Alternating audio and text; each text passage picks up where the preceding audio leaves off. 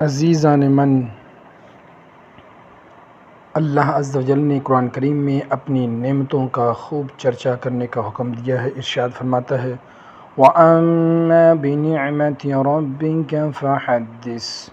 اپنے رب کی نعمت کا خوب چرچا کرو۔ اب آپ خود ہی بتائیے کہ رحمت عالم صلی اللہ علیہ وسلم کی ذات والا صفات سے بڑھ کر بھلا کون سی نعمت ہو سکتی ہے؟ لہٰذا معلوم ہوا کہ دنیا بھر کے مسلمانوں کا ہر سال ماہ ربیع الاول کی 12 تاریخ کو جشن عید میلاد النبی منانا، نہا دھو کر صاف ستھرے کپڑے پہننا، چراگاہ کرنا، گھروں پر جھنڈے لگانا، لوگوں کو کھانا کھلانا، پانی کی سبیلیں لگانا، جلوس نکالنا، اجتماع ذکر و نعت کا اہتمام کرنا اور شرعی حدود و قیود کی پاسداری کرتے ہوئے شکر نعمت الہی کے طور پر خوشی اور مسرت کا اظہار کرنا شرعاً درست، جائز اور حصول و اجر و ثواب کا باعث ہے۔ رہے گا یوں ہی ان کا چرچا رہے گا، رہے گا یوں ہی ان کا چرچا رہے گا، پڑے خاک ہو جائیں جل جانے والے۔